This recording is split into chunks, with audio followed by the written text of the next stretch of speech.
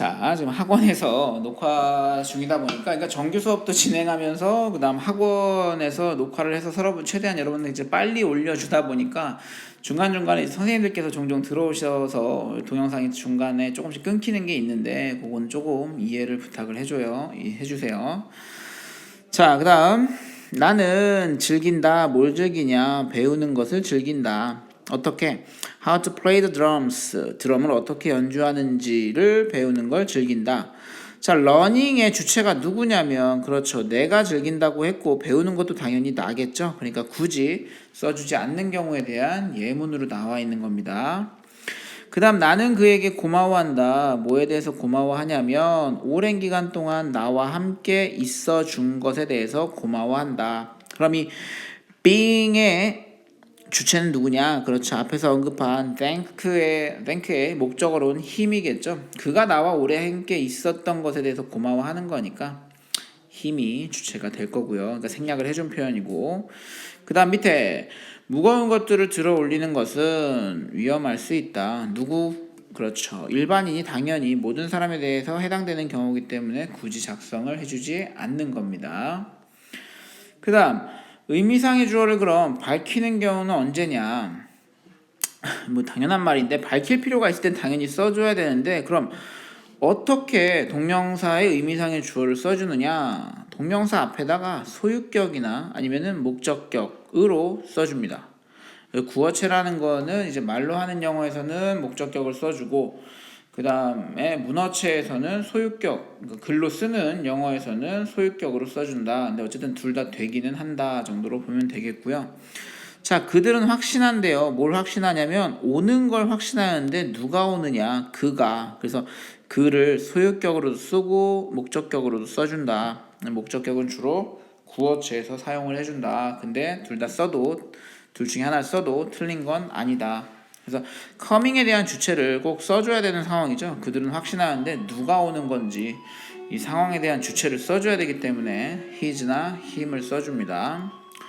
그 다음 캐런은 알지 못한다, 좋아하지 않는다. 그녀의 남편인데 남편이 보는 것을 뭘 보는 거죠? TV 보는 걸 좋아하지 않는다. 그러니까 her husband를 없다고 한번 생각해보면 캐런은 좋아하지 않는다, TV 보는 것을. 근데 누가 보는 거냐? 그 주체를 앞에다 써준 거예요. 그래서 목적격 자리에는 그냥 her husband 써주면 되겠죠. 그 다음 소유격 쓰고 싶으면 apostrophe s를 붙여주면 된다. 그래서 두 가지 다 된다라고 보시면 되겠고, TV를 보는 행동의 주체는 누구냐? 그렇죠. 남편입니다. 그래서 그걸 표현해주기 위해서 앞에다가 써준다라고 보시면 되겠죠. 자, 그 다음 all이나 this나 those 같은 경우는 소유격이 따로 없기 때문에 그냥 그대로 써주면 되겠습니다. 자, 그 다음 동명사의 시제, 태, 관용 표현인데, 시제랑 태는 사실 그 준동사 배울 때 정확하게만 해놨으면 응용만 해주면 되는 거예요. 동명사도 동사로 만들었기 때문에 시제를 가질 수도 있고 능동, 수동 가질 수도 있고, 관용 표현 어떻게 한다? 그렇죠. 암기해주면 되는 겁니다. 시제 봅시다. 단순하게 VING로 쓰면 그 문장의 시제와 같거나, 주로 이 경우죠. 시제가 동일하거나 아니면 그 이후의 일이기 때문에 굳이 표현을 안 해줘도 된다. 그 동명사를 목적어 자리에 쓸 때 투부정사도 되고 동명사도 된다고 얘기했었는데, 투부정사 파트 설명할 때 말했어요. 투부정사는 약간 미래의 의미를 가지고 있고 동명사는 사실은 거의 같은 시간의 일을 표현을 해준다 라고 보시면 되겠고요. 나는 즐긴다. 브래드의 블로그를 읽는 것을 즐긴다. 내가 지금 즐기는 시점이랑 읽는 시점이랑 동일하기 때문에 그냥 단순하게 리딩으로 써주면 되는 겁니다. 그러니까 오히려 여러분은 이 동명사의 시제, 일반 단순 시제에 대해서는 사실 그렇게 크게 생각을 안 해봤을 거예요. 그냥 읽는 거니까 리딩 쓰면 되겠구나, 이 정도로 생각을 했을 거고, 나는 주장한다. 로버트가 회의에 참석하는 것을 주장한다 해서 동명사의 의미상의 주어도 표현해줬고, 주장했었다랑 참석했었다 둘 다 과거의 시제이기 때문에 그 다음 과거보다 그 이후, 그러니까 현재 쪽에 더 가까워지겠죠. 이런 시제이기 때문에 굳이 시제 표현을 안 해줘도 된다. 자, 그러면 완료 시제 형태는 어떻게 표현하느냐? 일단 완료 시대니까 여러분 그 동명사의 기본 형태가 being이라고 봤을 때 완료라는 건 have pp죠. 그래서 내리 더함으로 하면 된다. 그래서 having pp를 써주면 된다라고 생각을 해주면 되겠습니다. 그래서 동명사의 시제가 문장의 기본 시제보다 먼저 일어난 일일 때는 당연히 시간에 전후 관계가 완벽하게 나와 있을 때는 단순형, 완료형 대신에 단순형을 쓰기도 한다. 자, 내 친구는 상기했었습니다. 잘 보세요. 과거 시제예요. 과거에 상기를 한 건데 뭘 상기했냐면 밤에 한밤중에 이상한 소음을 들었던 것을 상기했었다면, 자, 상기한 게 간단해서 이제 시제 설명할 때는 어제랑 그제로 표현을 하는데 상기했던 거는 어제가 되는 거고요. 그 이상한 소리를 들었던 거는 그저께 밤이 되는 거예요. 그러니까 무조건 상기했던 것보다 먼저 일어난 상황이기 때문에 동명사 플러스 현재 완료 시제 표현해서 having pp 구조로 쓰는 겁니다. 자, 내 친구는 상기했었다. 듣는 것을, 뭐를, 이상한 소리를 어디에서 자정에. 그래서 요거는 뭡니까? 시간의 전후 관계가 분명히 누가 봐도 아는 상황에서는 굳이 이렇게 안 써도 의미 전달이 되기 때문에 이렇게 그냥 현재 동명사에 그냥 단순형으로 써줘도 되는 겁니다. 그래서 동명사도 시제 표현이 가능하다는 점 체크해 두시고요. 자, 그 다음 동명사도 마찬가지 수동태가 될 수 있는데 기본 구조는 어떻게 되냐? being 동명사에다가 수동태니까 BPP겠죠? 그럼 더하면 being BP 구조가 문장에 보이면 이거 동명사의 수동태구나 라고 생각을 해주면 되겠습니다.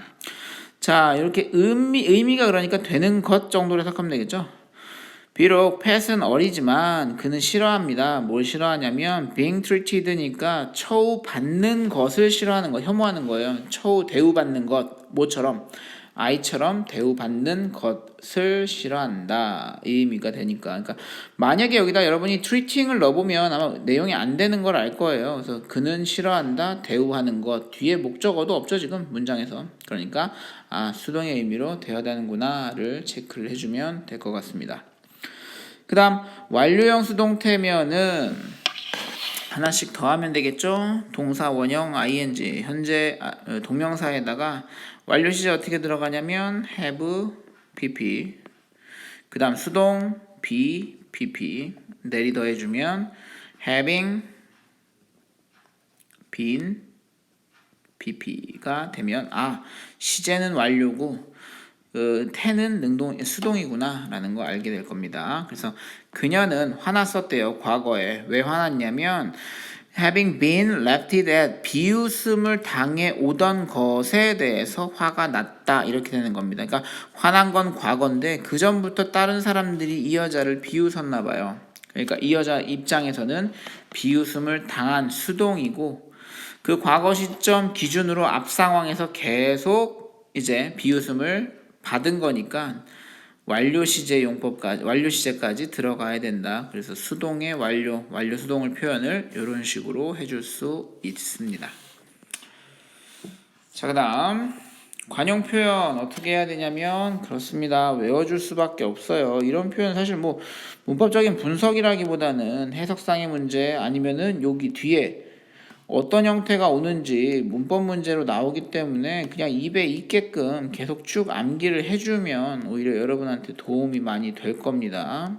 그래서 꼭 암기를 해주고 자신 없는 사람은 암기했을 테니까 선생님 쪽지 시험 한번 봐보죠 라고 학원에다가 의뢰해 주세요. 그러면 와서 쪽지 시험을 보던 아니면 시험지를 여러분한테 카톡으로 보내주던 다양한 방법을 통해서 학습은 꼭 이루어져야 됩니다. 그럼 해석 한번 해봅시다. 나는 지난주에 크리스마스 선물을 위해서 쇼핑에 갔었다. 그래서 go 플러스 동명사 쓴 거 뭐뭐 하러 가다.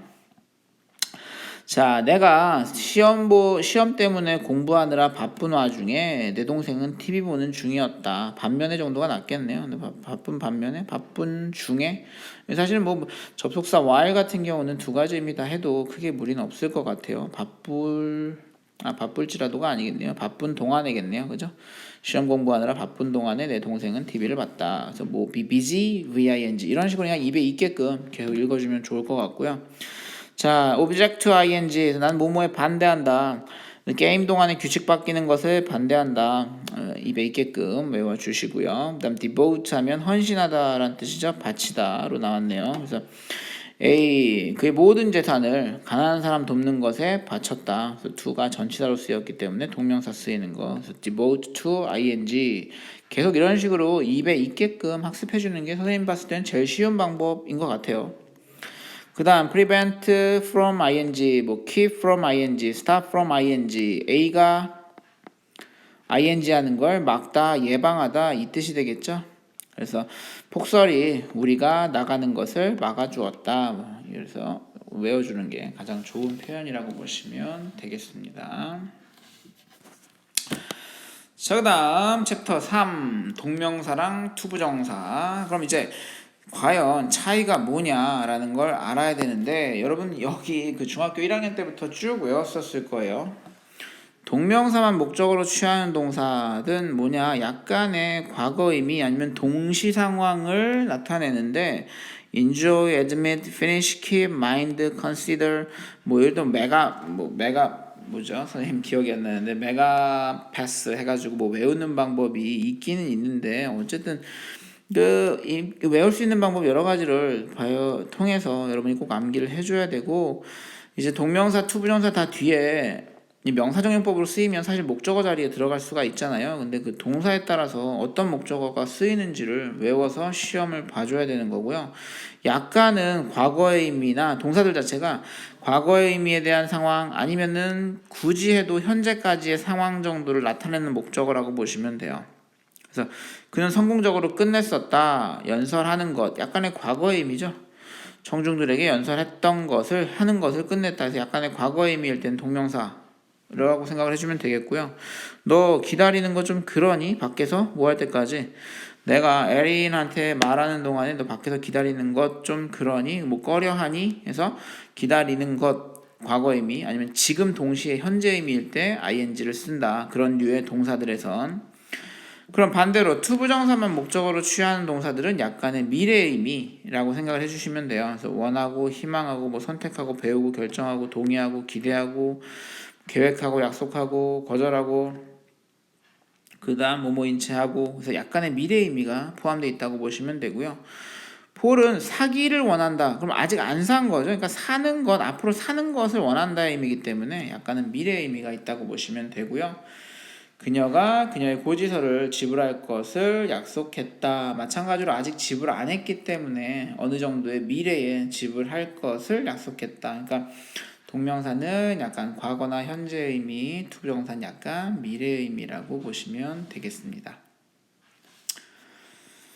자, 그 다음 동명사와 투부정사 둘 다 목적어로 취하는 동사들이 있는데 의미 차이가 없는 경우는 사실상 시험 문제에 많이 나오지 않아요. 왜냐면은 얘네는 뒤에다가 투부정사를 쓰던 동명사를 쓰던 크게 의미 차이가 없기 때문에 문제 자체를 잘 안 내겠죠. 그래서 난 좋아하지 않는다, 약속 깨는 거. 마찬가지로 난 좋아하지 않는다, 약속 깨는 거. 그러니까 둘 다 되니까 오히려 얘네가 중요한 건 아니고, 그렇죠. 의미에 차이가 생겼을 때 오히려 주의를 해줘야 되는데, 말했어요. ing는 약간 과거 의미, 투부정사는 약간 미래 의미라고 체크를 다 해주면 돼요. 이 투부정사, 이 try 다음에 오는 투부정사 ing랑 투부정사만 약간의 의미 차이가 있는 거고, 나머지는 다 ing가 과거, 투부정사가 미래 의미라고 보시면 되고요. 요거는 시험에 자주 나와요. 그럼 여러분이 이 문제를 풀기 위해서 어떻게 접근을 해야 되느냐? 문법적으로는 둘 다 올 수 있기 때문에, 그렇죠, 해석으로 문제를 풀어줘야 됩니다. 해석을 해서 적당한 뜻으로 골라줄 수밖에 없는 문제예요. 한번 해봅시다. 그럼 해석을 forget ing 하면 했던 것을 잊어버렸던, 이미 했던 것을 잊어버리는 거고, forget to 하면 할 것을 잊어버린다 라고 생각해 주면 되겠어요. 그래서 나는 결코 잊지 않을 것이다. 박물관에 방문했었던 것, 이미 방문했었던 거죠. 그걸 잊지 않을 것이다 로 나온 거고, 나는 의사, 치과 선생님한테 방문할 것을 잊지 않을 것이다니까 아직 방문 안 한 게 되겠죠. 그래서 의미 차이가 완전히 달라진다. 그러니까 꼭 암기를 해주고 애매하다 싶으면 동명사는 과거의 의미, 투부정사는 미래의 의미라고 보면 되겠습니다. 자, remember도 동일합니다. 나는 bringing an umbrella, 우산을 가져오는 걸 기억한다. 그러나 그건 지금 찾을 수 없다. 분명히 과거에 가져왔단 소리고, 자, 우산 가져올 것을 기억해. 왜? 비 올 것 같으니까. 그러니까 이거는 미래의 의미, 과거의 의미 염두해서 학습해주면 좋을 것 같고요. regret 같은 경우는 후회하다, 과거 했던 것에 대한 후회고, 자, 미래나 현재 그렇게 하게 되게 되어서 유감이다, 이 의미로 해석을 해주면 됩니다. 그래서 나는 그에게 말했던 것을 후회한다. 나의 큰 비밀을, 그러니까 말을 이미 한 거죠. 그 다음 밑에 나는 너에게 말하게 되어 유감이다. 뭐 계획이 바뀌었다라는 걸 말하게 되어서 이제 지금은 아직은 안 했겠지만 지금 하고 있는 것, 그 다음 앞으로 할 거에 대해서 미리 얘기를 하는 거예요. 그거에 대해서 좀 유감이다라는 표현으로. 자, 그 다음 try ing, try to 부정사. 자, 어느 누구라도 먹는 것을 시험 삼아 해본 사람이 있었니? 매일매일 같은 것을 해서 과거의 미 약간 들어가 있다고 보시면 되겠고요. 그 러너는 육상 선수가 시도했었다, 노력했었다, 잡으려고 노력했었다. 아직은 잡지 않은 상황이라고 그냥 간단하게 생각을 해주면 되겠습니다. 그 다음 stop도 뒤에 to 동명사가 올 수 있고 stop 다음에 to 부정사가 올 수 있는데 여긴 이제 왜 다른 챕터에서 다루고 있냐면은 예외인 경우는 뭐냐면 여기서 이제 그 투부정사가 명사정용법으로 쓰인 반면에 여기에 투부정사는 부사정용법으로 쓰인 거예요. 그래서 별도로 따로 이제 체크를 해놓은 건데 내 친구 하나가 최근에 멈췄다. 고기 먹는 것 마찬가지로 과거임이라고 보시면 되겠어요. 먹던 것을 멈췄다. 이 사람은 친구가 계속 과거를 먹어왔던 건데 그걸 멈춘 거고, 자, 우린 배고파다. 그래서 우리는 먹기 위해서, 점심을 먹기 위해서, 미래에 먹기 위해서 멈췄었다. 이 의미가 되는 거니까 약간은 뭐 부사적 용법이긴 하지만 미래의 의미를 좀 내포하고 있다라고 보시면 되겠습니다. 자, 이건 한 거네요. 네. 이렇게 해가지고 이제 뭐 동명사랑 투부정사 남은 부분 살펴봤는데 헷갈리는 부분 있으면 꼭 학원에 질문하면서 동영상 보면서 여러분 교재나 그 프린트에 꼭 필기를 해주면서 학습을 해주면 좋을 것 같고요. 사실상 이제 중3 정도 이 정도 되는 학생들의 문법이라는 건 이미 알고 있었던 거 한 번 더 정리하고 외울 부분 있었으면 한 번 더 외우는 그런 개념 정도라고 보시면 돼요. 사실 뭐 새로운 문법이 나온다거나 이런 건 아니기 때문에 기본에 충실하게 여러분 학습을 해주면 좋을 것 같습니다.